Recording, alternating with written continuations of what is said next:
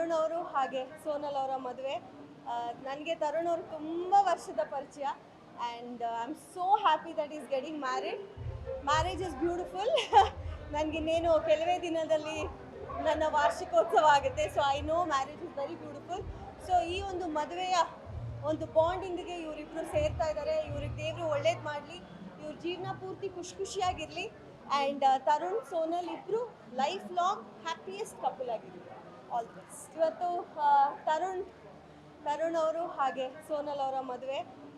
ನನಗೆ ತರುಣ್ ಅವರು ತುಂಬ ವರ್ಷದ ಪರಿಚಯ and I am so happy that is getting married. Marriage is beautiful.